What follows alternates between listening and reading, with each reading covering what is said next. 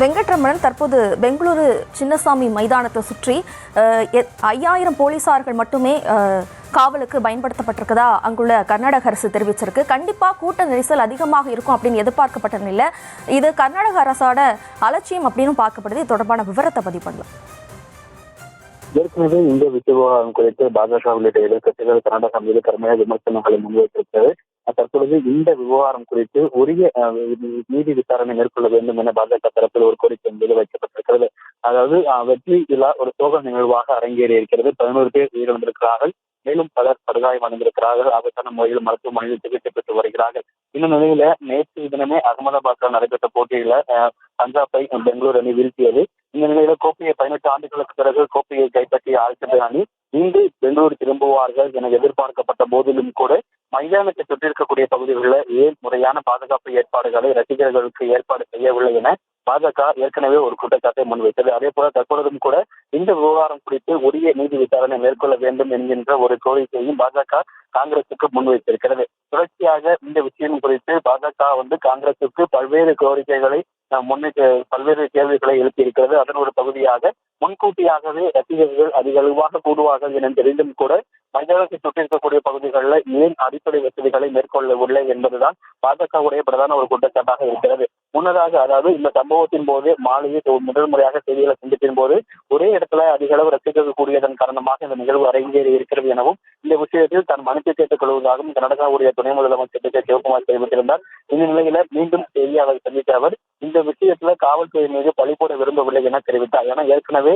விமான நிலையத்திலிருந்து மைதானம் வரை இருக்கக்கூடிய அந்த பகுதிகளில் திறந்தவெளி வாகனத்தின் போது அந்த கோப்பைகளை திறந்தவெளி வாகனத்தை வைத்து ஒரு ஊர்வலம் மாதிரி நடத்த வேண்டும் என ஒரு கோரிக்கை கேட்டபொழுது காவல்துறை அதற்கு அனுமதி மறுத்ததாக துணை முதலமைச்சர் தெரிவித்திருந்தார். கண் முன்னாடியே நாம் பார்க்கிறோம். தொடர்ந்து பொதுமக்களுடைய வருகை என்பது ரசிகர்கள் கட்டுக்கடங்காத கூட்டத்தின் காரணமாக நிகழ்வு நடைபெற்றிருப்பதாக தெரிவித்திருக்கிறார்.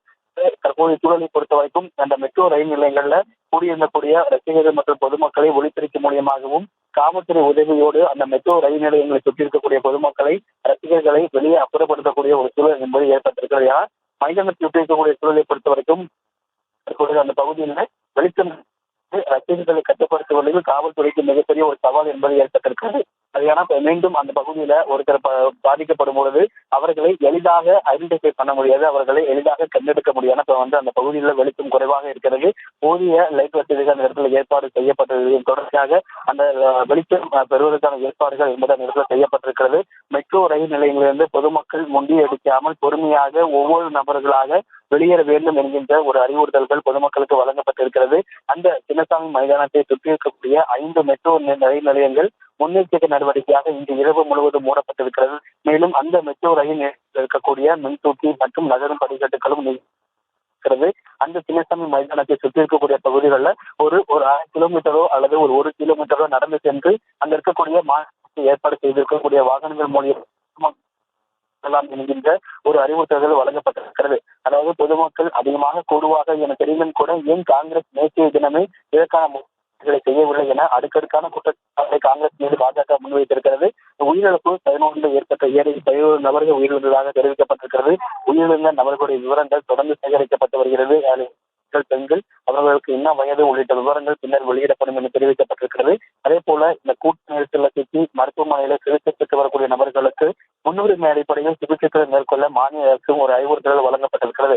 ஏற்கனவே மருத்துவமனையில சிகிச்சை பெற்று வரக்கூடிய நபர்களை கர்நாடகாவுடைய முதலமைச்சர் மற்றும் துணை முதலமைச்சர் சிவகுமார் உள்ளிட்டோர் நேரடியாக சென்று ஆறுதல் தெரிவிக்கக்கூடிய ஒரு சூழ்நிலையில் தற்பொழுது மைதானத்தை சுற்றியும் தற்பொழுதும் ஒரு சில ரசிகர்கள் ஆபத்தை உணராமல் அதை சுற்றி என்ன நடக்கிறது என்பதை கூட தெரியாமல் உணராமல் மீண்டும் அந்த மைதானத்தில் இருக்கக்கூடிய பகுதிகளில் முண்டியடித்து அங்கு செல்லக்கூடிய ஒரு சில காட்சிகளும் அரங்கேறியிருக்கிறது. அந்த பகுதிகளெல்லாம் காவல்துறை தடியடி நடத்திதான் அந்த கூட்டத்தை கலக்கக்கூடிய ஒரு சூழல் என்பது ஏற்பட்டிருக்கிறது. மீண்டும் உயிரிழப்புகள் ஏற்பட்டு விடக்கூடாது என்பதில் எந்த இடத்திலுமே சரி அந்த மைதானத்தை சுற்றி இருக்கக்கூடிய இடங்களாகட்டும் அல்லது சுற்றி இருக்கக்கூடிய ஒரு பொது போக்குவரத்தை பயன்படுத்தக்கூடிய இடமாக ஆகட்டும் எந்த இடத்திலுமே மீண்டும் ஒரு உயிரிழப்பு ஏற்பட்டு விடக்கூடாது என்பதற்காக மாநில அரசும் காவல்துறையும் ஒருங்கிணைந்து தற்பொழுது அந்த பணிகளை வைத்து பணிகளை மேற்கொண்டு இருக்கிறார்கள். மிக முக்கியமான ஒரு சவாலாக என்ன இருக்கு அப்படின்னா மைதானத்துக்குள்ளே இருக்கக்கூடிய விளையாட்டு வீரர்கள் மற்றும் அவர்களது குடும்பத்தினரை காவல்துறை எப்படி வெளியே அழைத்து அவர்களது அறைக்கு கொண்டு செல்வார்கள் அப்படிங்கிறதான் மிகப்பெரிய ஒரு செய்தியாக எழுந்திருக்கிறது. அவர்களுடைய பாதுகாப்பு ஒரு புறம் முக்கியம்.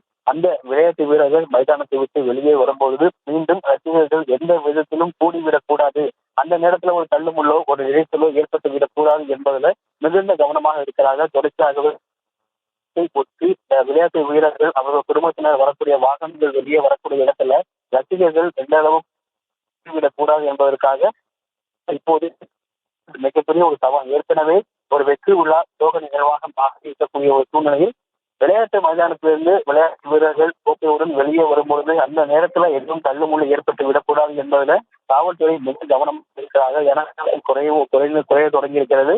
போதிய வெளிச்சம் இல்லாத நேரத்துல ஒரு தள்ளுமுள்ளோ ஏதாவது அசம்பாவிதம் ஏற்பட்டா உயிரிழப்பும் அதிகரிக்கும் என்பதுல மாநில அரசும் காவல்துறையும் மிகுந்த கவனத்தோடு செயல்பட்டு வருகிறார்கள். மிக முக்கியமான சவால்களா இருப்பது இந்த நேரமான வெளிச்சம் குறைவாக இருக்கக்கூடிய நேரத்துல யாராவது பாதிக்கப்பட்டார்களா அந்த நபர்களை ரெஸ்கியூ செயலில் அவர்களுக்கான சிகிச்சை அளிப்பதற்குமே தொடர்ந்து மிகப்பெரிய ஒரு சவாலாக இருக்கிறது. விளையாட்டு மைதானத்திலிருந்து ஆர்சிபி வீரர்கள் வெளியே வரும் பொழுது அந்த நேரத்துல அந்த சாலைகளாக மைதானத்தை சுற்றி இருக்கக்கூடிய சாலைகளாகட்டும், கர்நாடகாவுடைய சட்டமன்றம் இருக்கக்கூடிய அந்த வண்டிய சாலைகளாகட்டும், எந்த பகுதிகளிலுமே பொதுமக்கள் அதிக அளவு கூடிவிடக் கூடாது. அந்த நேரத்தில் தள்ளுமுள்ளு ஏற்பட்டு எந்த விதமான அசம்பாவிதமும் ஏற்பட்டு விடக்கூடாது என்பதில் காவல்துறை முழுவீச்சு.